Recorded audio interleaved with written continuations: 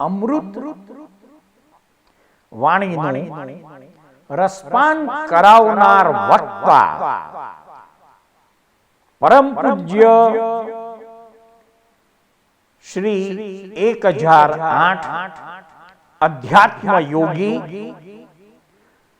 શ્રી કમલેશ કાંતિલાલ દવે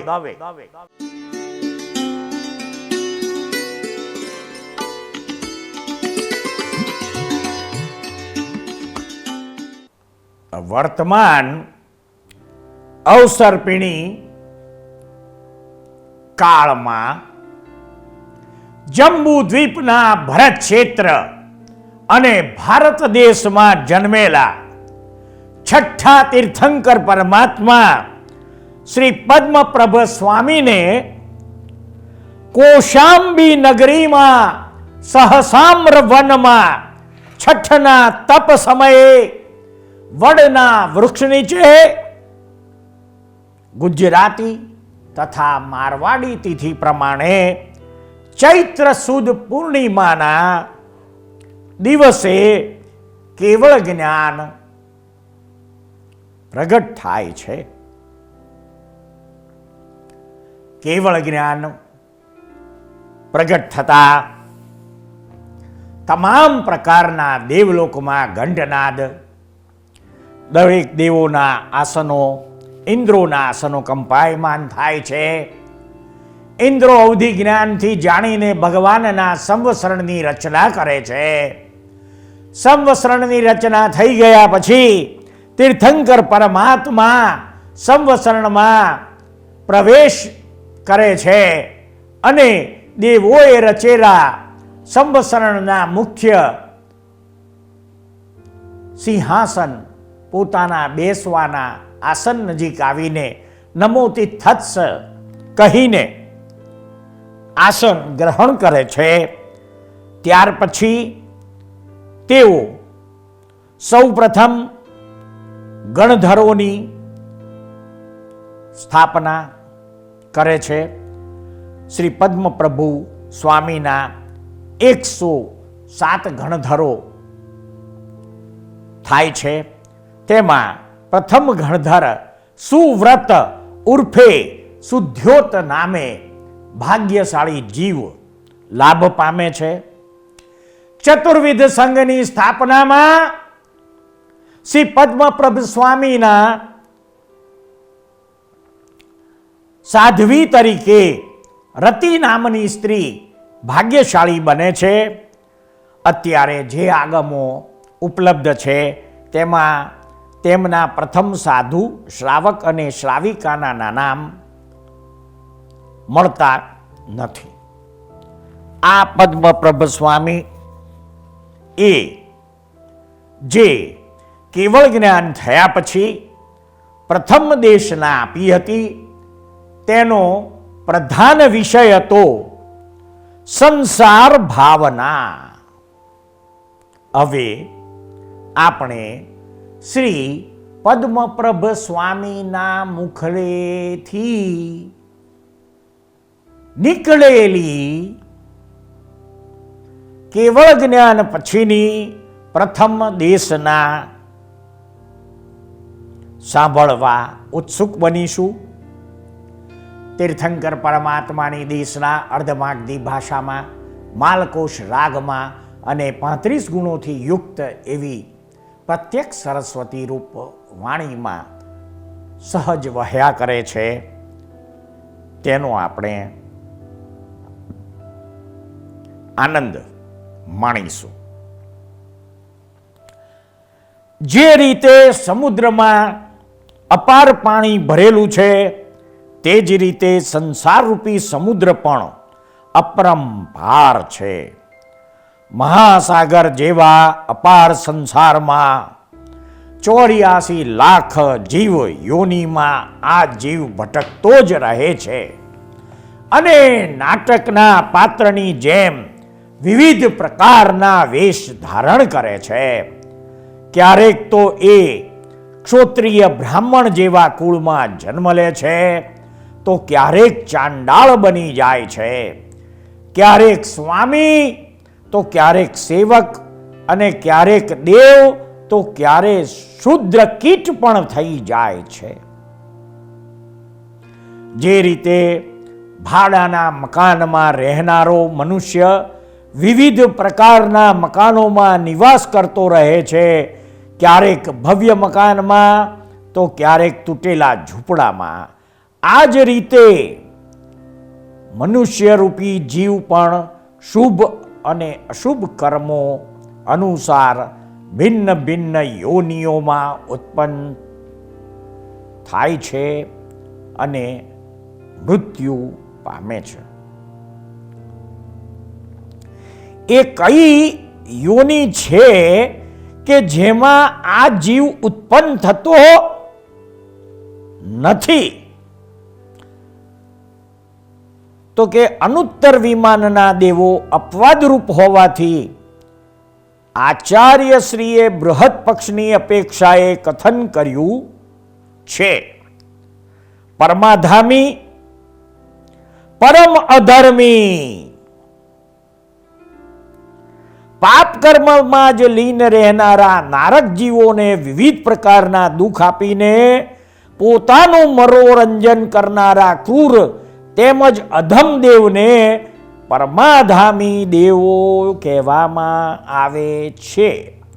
લોકાકાશના બધા પ્રદેશોમાં એક એવો પણ પ્રદેશ બાકી નથી રહ્યો કે જ્યાં આ જીવે કર્મથી પ્રેરાઈને વિવિધ રૂપ ધારણ કરીને સ્પર્શ કર્યો ન હોય.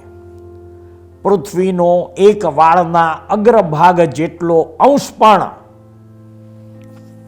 બાકી રહ્યો નથી કે જ્યાં આ જીવે જન્મ મરણ ન કર્યું હોય. આ જીવ સમસ્ત લોકાકાશને વિવિધ રૂપોમાં સ્પર્શ કરી ચૂક્યો છે. મોટા ભાગે સંસારમાં નારક, તિર્યંચ, મનુષ્ય અને દેવ આ રીતે ચાર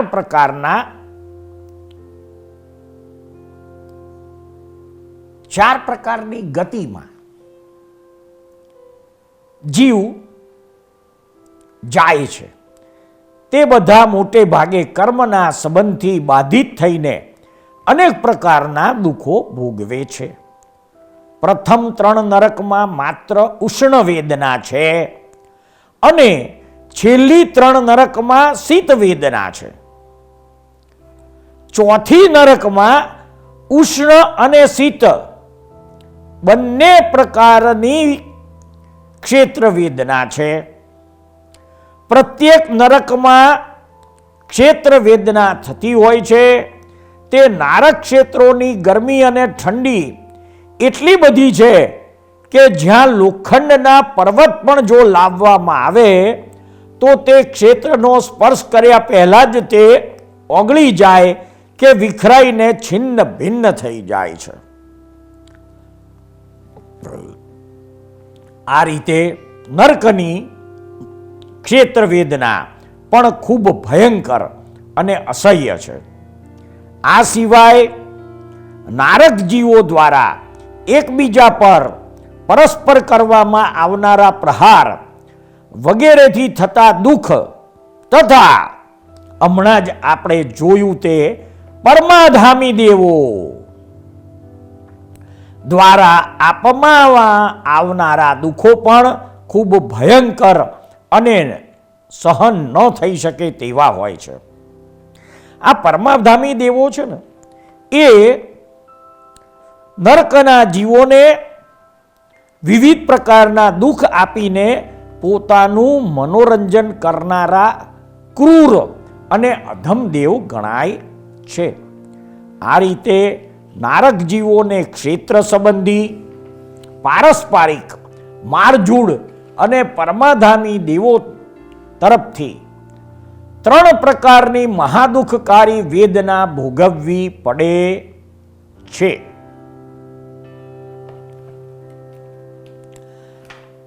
નારકીના જીવો સાંકડા મોઢાવાળી કુંભીમાં ઉત્પન્ન થાય છે.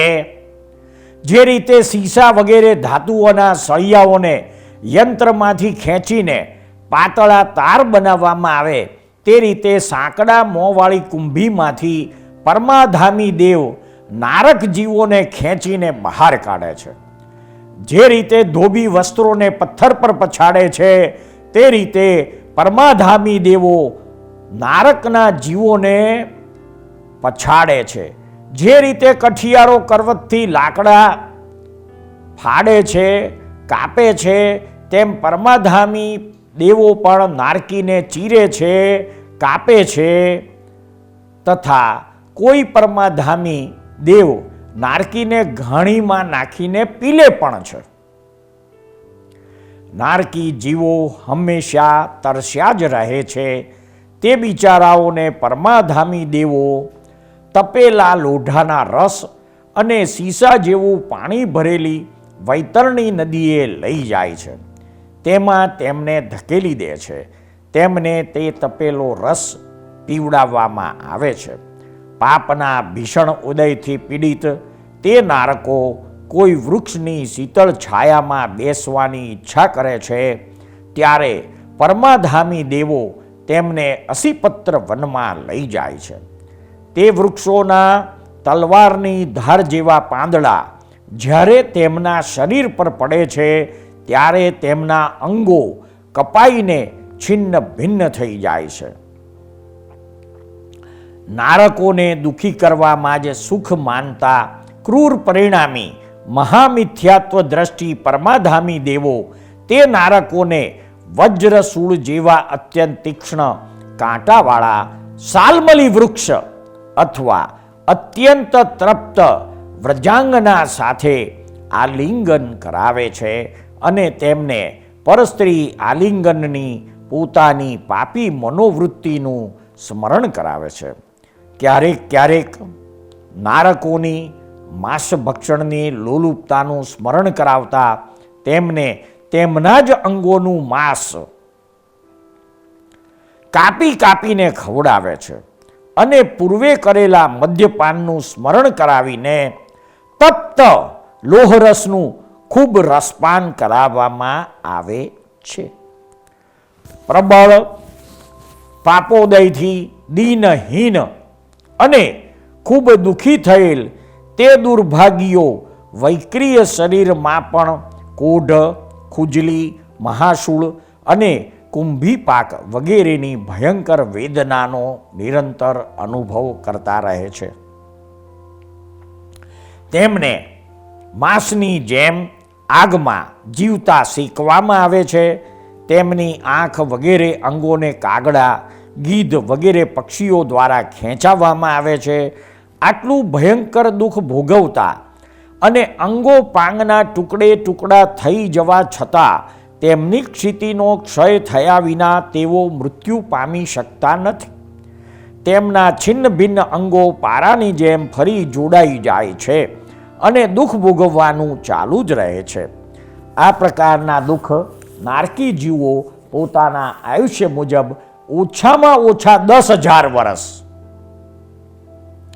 અને વધુમાં વધુ 33 સાગરોપમ પ્રમાણ કાળ સુધી ભોગવતા જ રહે છે. હવે તિર્યંચની વાત આવે છે, તિર્યંચ ગતિના દુઃખોની. તિર્યંચ ગતિ જેટલી વિવિધતા અને વિચિત્રતા અન્ય ગતિઓમાં નથી. આમાં એકેન્દ્રિયથી લઈને પંચેન્દ્રિય સુધીના જીવો છે. જે ભારે કર્મી જીવ છે તે એકેન્દ્રિયમાં અને તે પણ પૃથ્વી કાયમાં ઉત્પન્ન થાય છે અને હળ વગેરે શસ્ત્રોથી ખોદાય છે કે ફાડવામાં આવે છે. હાથી, ઘોડા વગેરેથી ખોદાય છે. જળ પ્રવાહમાં તણાઈ જાય છે. દાવા નળથી બળી જાય છે. કડવો, તીક્ષ્ણ વગેરે રસ અને મૂત્ર વગેરેથી વ્યથિત થાય છે. કોઈ મીઠાના ક્ષારવાળા થાય છે તો કોઈને પાણીમાં ઉકાળવામાં આવે છે. કુંભાર વગેરે પૃથ્વી કાયના દેહને ખોદીને, ખાંડીને, ગુંદીને ઘડો તેમજ ઈંટ વગેરે બનાવે છે. ઘરની ભીતોમાં ચણાય છે. શિલાઓને ટાંકણા છીણી વગેરે ઓજારોથી છોલાય છે અને પર્વત નદીના પ્રવાહથી પૃથ્વી કાયનું ભેદન થઈને વિદારણ થાય છે. આમ અનેક રીતે પૃથ્વી કાયની વિરાધના થાય છે. અપકાય અર્થાત વાયુકાયના રૂપમાં ઉત્પન્ન થયેલા જીવને સૂર્યની પ્રચંડ ગરમીથી તપીને મરણ સુધીના દુઃખો ભોગવવા પડે છે. બરફના રૂપમાં ઘનીભૂત થવું પડે છે. રજ દ્વારા તેમનું શોષણ કરવામાં આવે છે અને ક્ષાર વગેરેના રસના સંપર્કથી મૃત્યુ પામે છે. તરસ્યા મનુષ્યો અને પશુ પક્ષીઓ વગેરેથી પીવાઈને પણ અપકાયના એટલે કે જળકાયના જીવોની વિરાધના થાય છે. આ જીવોની વિરાધના પણ અનેક રીતે થાય છે. હવે તેવું કાય એટલે કે અગ્નિકાયમાં ઉત્પન્ન થયેલા જીવો પાણી વગેરેથી ઓલવીને મારવામાં આવે છે, ઘન વગેરેથી કૂટવા પીસવામાં આવે છે, બળતણ વગેરેથી દઝાડવામાં આવે છે. હવે વાયુકાયના રૂપમાં ઉત્પન્ન થયેલા જીવોની પંખા વગેરેથી વિરાધના થાય છે અને શીત તથા ઉષ્ણ વગેરે દ્રવ્યોના યોગથી મૃત્યુ પ્રાપ્ત થાય છે. પ્રાચીન વાયુકાયના જીવોનો નવીન વાયુકાય દ્વારા નાશ થાય છે. મુખ આદિમાંથી નીકળેલા પવનોથી બાધા પહોંચે છે અને સાપ વગેરે તેનું પાન કરે છે. કંદ વગેરે 10 પ્રકારની વનસ્પતિમાં ઉત્પન્ન થતા જીવોનું તો હંમેશા છેદન ભેદન થાય છે. અગ્નિ પર ચડાવીને પકવવામાં આવે છે, પારસ્પરિક ઘર્ષણથી પીડાય છે. રસલોલુપ જીવ ક્ષાર વગેરે લગાવીને બાળે છે અને કંદાદી વગેરે બધી અવસ્થામાં ખવાય છે. વાયુના વેગથી તૂટીને નષ્ટ થાય છે, દાવાનળથી બળી જઈને ભસ્મ થાય છે અને નદીના પ્રવાહથી ઉખડીને પડી જાય છે. આ રીતે તમામ પ્રકારની બાદર વનસ્પતિ બધા જીવો માટે ભક્ષ્ય થઈને બધા પ્રકારના શસ્ત્રોથી છેદન ભેદન પ્રાપ્ત કરે છે. વનસ્પતિકાએ બનેલ જીવ હંમેશા ક્લેશની પરંપરામાં જ જીવન વ્યતીત કરે છે. 2 ઇન્દ્રિયપણે ઉત્પન્ન થતા જીવો પાણીની સાથે પીવાય છે, આગ પર ચઢાવીને ઉકાળાય છે, ધાન્યની સાથે પકાવાય છે, પગની નીચે કચડાય છે અને પક્ષીઓ ભક્ષણ કરે છે. શંખ છીપ વગેરે રૂપમાં હોય તો ફોડવામાં આવે છે. કરમિયા વગેરેને દવા આપી પેટમાંથી બહાર કાઢવામાં આવે છે. 3 ઇન્દ્રિયપણામાં જીવ જૂ અને માકડ સ્વરૂપે શરીર સાથે મસળાય છે. ઉકળતું પાણી નાખીને મારવામાં આવે છે. કીડીઓ પગ તળિયે કચડાઈને મરી જાય છે, ઝાપટવામાં પણ મરી જાય છે અને કંથુઆ વગેરે બારીક જીવો અનેક રીતે મસળાઈ જાય છે. 4 ઇન્દ્રિય જીવોમાં મધમાખી અને ભમરા વગેરેનો મધલોભીઓ દ્વારા નાશ કરવામાં આવે છે. મચ્છર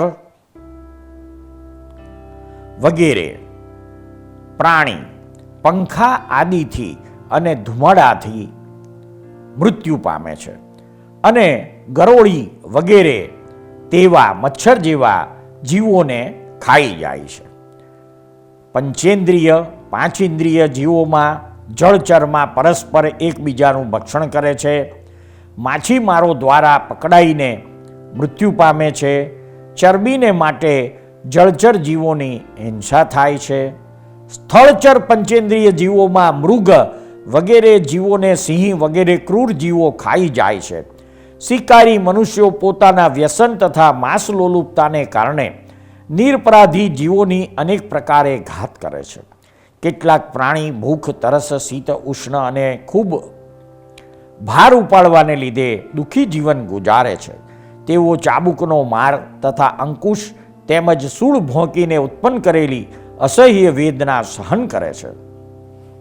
આકાશમાં ઉડનારા પ્રાણીઓમાં તેતર, પોપટ, કબૂતર અને ચકલી વગેરે પક્ષીઓનું માંસ મેળવવા ઈચ્છતા બાજ અને ગીધ જેવા પક્ષીઓ ભક્ષણ કરે છે.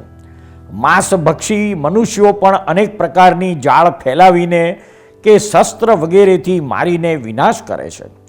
તિર્યંચ પક્ષીઓને વરસાદથી દુઃખી થઈને મરવાનો, દાવાનળમાં બળીને ભસ્મ થવાનો અને શસ્ત્રના આઘાત વગેરે બધા પ્રકારનો ભય રહ્યા કરે છે. તિર્યંચ પંચેન્દ્રિય જીવોના વિવિધ પ્રકારના દુઃખોનું વર્ણન કેટલું કરવું, તેમના દુઃખો પણ વર્ણન કરી શકાય નહીં તેટલા છે. હવે મનુષ્ય ગતિની વાત નીકળે છે. મનુષ્યપણું મળ્યા પછી જો અનાર્ય દેશમાં ઉત્પન્ન થયો હોય તો ત્યાં એટલું પાપ કરે કે જેનું વર્ણન કરી શકાતું નથી. આર્ય દેશમાં પણ ચંડાળ વગેરે જાતિમાં અનાર્યની જેમ પાપની પ્રચુરતા હોય છે અને મહાન દુઃખનો અનુભવ કરે છે. આર્ય દેશ નિવાસી કેટલાક મનુષ્ય અનાર્ય કૃત્યો કરનારા હોય છે. પરિણામ સ્વરૂપે દરિદ્ર તેમજ દુર્ભાગ્યથી બળીને નિરંતર દુઃખ ભોગવે છે. કેટલાક મનુષ્યો બીજાને સંપત્તિશાળી તથા પોતાને ગરીબ જોઈને દુઃખ તેમજ સંતાપપૂર્વક જીવન વ્યતીત કરે છે. કેટલાક મનુષ્ય રોગ, વૃદ્ધાવસ્થા અને મરણાભિમુખ બનીને અશાતા વેદનીના ઉગ્ર ઉદયથી દુઃખી થઈને એવી વિટંબણામાં પડ્યા છે કે જેને જોઈને દયા આવે છે. મનુષ્યના ગર્ભાવાસના દુઃખો પણ નરકના ઘોર દુઃખ જેવા છે. ગર્ભાવાસ એવા દુઃખનું કારણ છે જે દુઃખ રોગ, વૃદ્ધાવસ્થા, દાસત્વ તેમજ મૃત્યુને પણ નથી. આગમાં તપાવીને ગરમ કરેલી સોયોને મનુષ્યના પ્રત્યેક રૂવાડે એક સાથે ભોંકવાથી જેટલું દુઃખ થાય તેનાથી 8 ગણું વધુ દુઃખ જીવને ગર્ભાવાસમાં થાય છે. અને જન્મના સમયે જીવને જે દુઃખ થાય છે તે ગર્ભાવાસના દુઃખ કરતાં પણ અનંત ગણું હોય છે. જન્મ પછી બાલ્યાવસ્થામાં મૂત્ર તેમજ મળથી, યૌવન વયમાં રતિવિલાસથી અને વૃદ્ધાવસ્થામાં શ્વાસ, ખાંસી અને કફ વગેરે રોગોથી પીડાય છે, છતાં તે લજ્જારહિત રહે છે. મનુષ્ય બાળવયમાં વિષ્ટાનો, ઈચ્છુક, ભૂંડ, યુવાવસ્થામાં કામદેવનો ગધેડો અને વૃદ્ધાવસ્થામાં ગરડો બળદ બની જાય છે, પરંતુ તે પુરુષ હોવા છતાં પુરુષ બનતો નથી, પશુ જેવો જ રહે છે.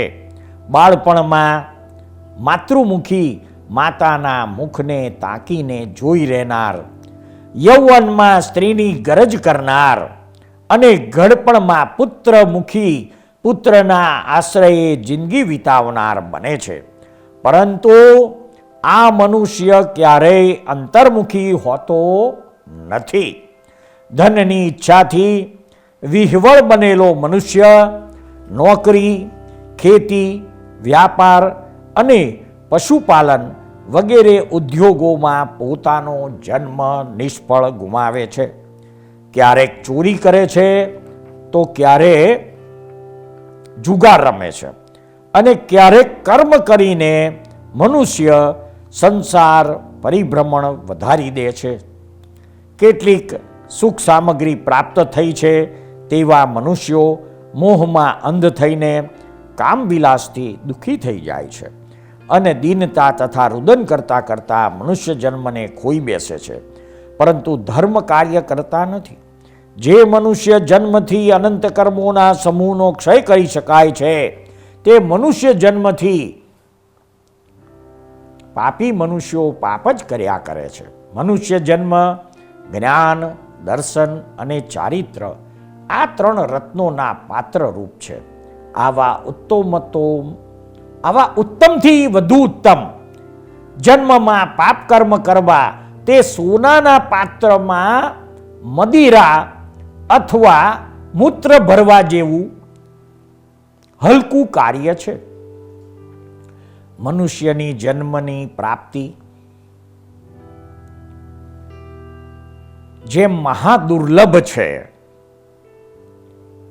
મૂર્ખ મનુષ્ય ચિંતામણી રત્ન જેવા આ માનવ ભવને પાપકર્મમાં ગુમાવીને હારી જાય છે.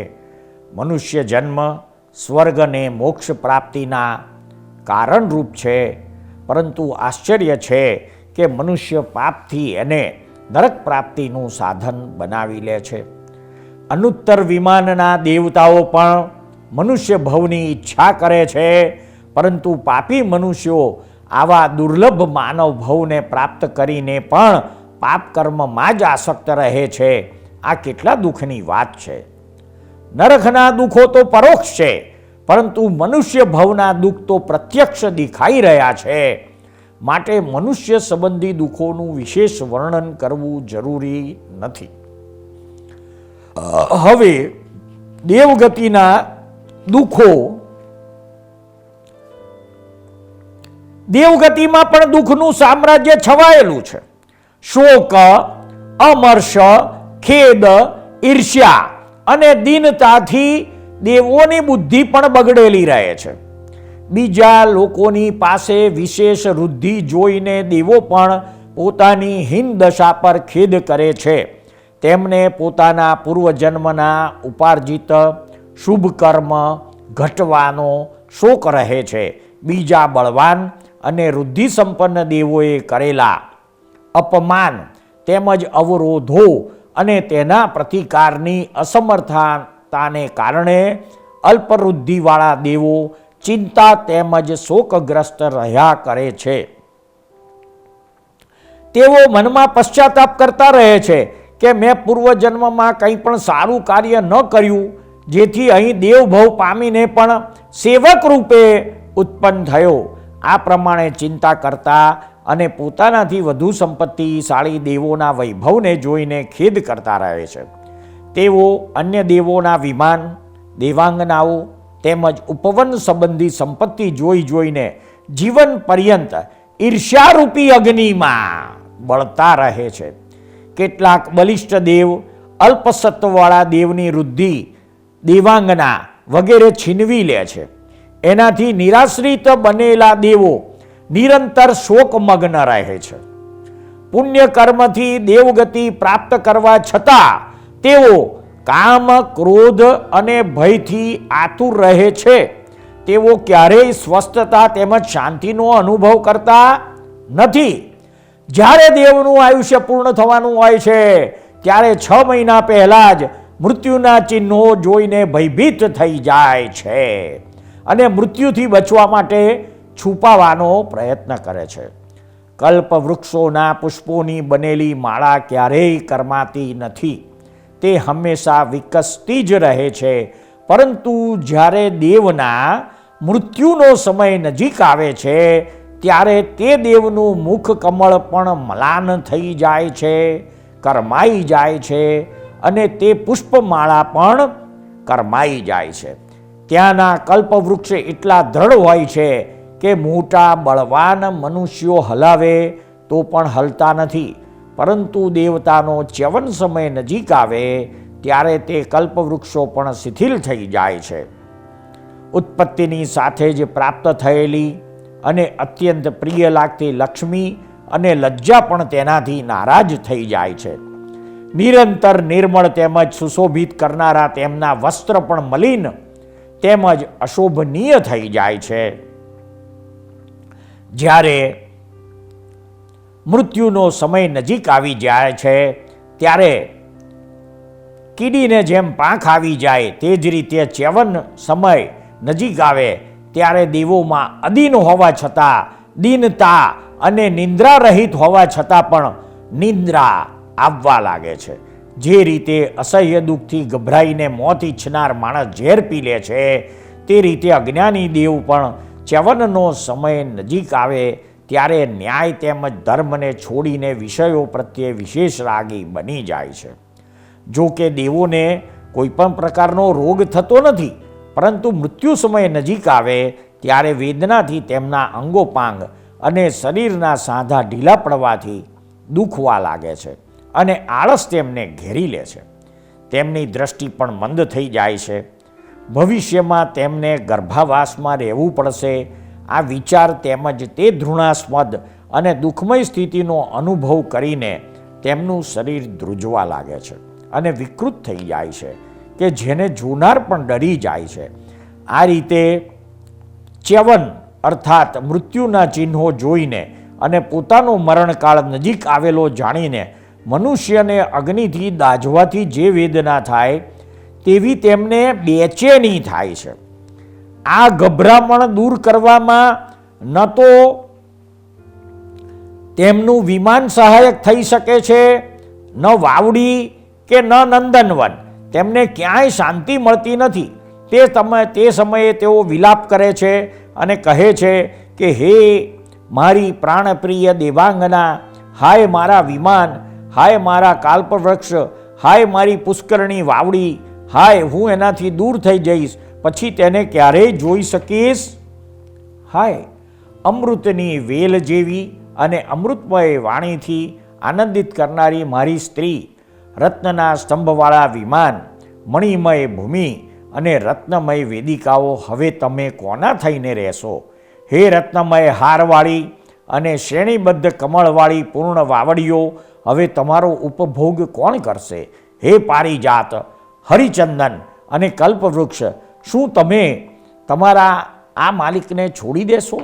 અરે શું સ્ત્રીના ગર્ભરૂપી નરકમાં મારે જબરજસ્તીથી રહેવું પડશે અને અસુચિ રસનું આસ્વાદન કરતા તેનાથી જ શરીર બનાવવું પડશે? હા, પોતાના કર્મોના બંધનમાં જકડાયેલો હું જઠરાગ્નિ રૂપી સઘળીમાં પકવવા જેવા દુઃખ પણ સહીશ. હાય, ક્યાં રતિ સુખની ખાણ એવી મારી આ દેવાંગનાઓ, અને ક્યાં અસુચિની ખાણ તેમજ વિભત્સ માનવ સ્ત્રીઓનો ભોગ. આવી રીતે સ્વર્ગીય સુખોનું સ્મરણ કરતા દેવતા જે રીતે દીપક બુઝાઈ જાય છે તેમ દેવલોકનું આયુષ્ય પૂર્ણ કરીને ચ્યવી જાય છે. આ રીતે દેવગતિ પણ દુઃખરૂપ છે. માટે બુદ્ધિમાનોનું કર્તવ્ય છે કે આ સંસારને અસાર જાણીને દીક્ષારૂપી ઉપાય દ્વારા સંસારનો અંત કરીને મુક્તિ પ્રાપ્ત કરે. હવે આપણે આ દેશનાને 3 શ્લોકમાં દેશનાના સારને 3 સંસ્કૃત શ્લોકોમાં સાંભળવાનો સહજ પ્રયાસ કરીશું. ક્ષોત્રિય સ્વપચ્ચ સ્વામી પતિબ્રહ્મા કૃમિશ્ચ સંસાર નાટ્યે નટવત સંસારીમહમ ચેષ્ટતે ન યાતિ કતમામ યોનિમ કતમામ વા ન મુંચતી સંસારો કર્મ સંબદ્ધ આદવ ક્રય કુટિમિવ સમસ્ત લોકા કાશે અપી નાના રૂપેહિ સ્વકર્મભિઃ બાલાગ્રમપી તન્નાસ્તિ યન્ન સ્પૃષ્ટ શરીરિભિઃ. આ સંસારની અનેક યોનિઓમાં પરિભ્રમણ કરવા રૂપ નાટકમાં સંસાર જીવો નટની જેમ ચેષ્ટા કર્યા કરે છે. આવી સંસારરૂપી રંગભૂમિ પર વેદાંગના પારગામી પણ કર્મોદયથી મરીને ચંડાળ રૂપે ઉત્પન્ન થઈ જાય છે. માલિક મરીને સેવક અને પ્રજાપતિ મરીને એક તુચ્છ કીડો થઈ જાય છે. સંસારી જીવો કર્મના ઉદયથી ભાડાની ઓરડીની જેમ એક યોની છોડીને બીજી યોની એમ વિભિન્ન યોનિઓમાં ભટકતા જ રહે છે. એક યોની છોડીને બીજી યોનિમાં પ્રવેશ કરે છે.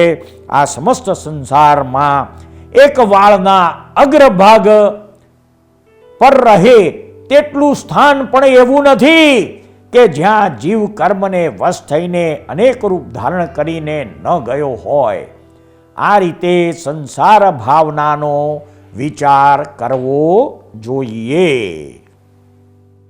સૃષ્ટિના અદ્ભુત રહસ્યો નામાભિધાનથી અલંકૃત થયેલી સિરિયલના એપિસોડમાં રજૂ થયેલી વાણીને શાંતિથી ધીરજપૂર્વક સાંભળનાર પ્રત્યેક શ્રોતાનો તથા આ સિરિયલ નિહાળનાર પ્રત્યેક દર્શકોનો અમો સાચા અંતસ્કરણપૂર્વક આભાર માનીએ છીએ.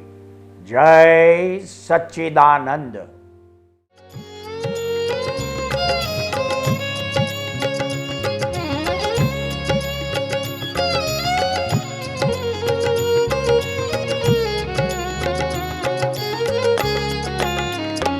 तीर्थंकर विहरमान शत शत कोटि प्रणाम. तीर्थंकर विहरमान शत शत कोटि प्रणाम. जय कुल्ला केवल ज्ञान.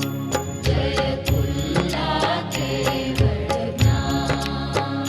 तीर्थंकर विहरमान शत शत कोटि प्रणाम. तीर्थंकर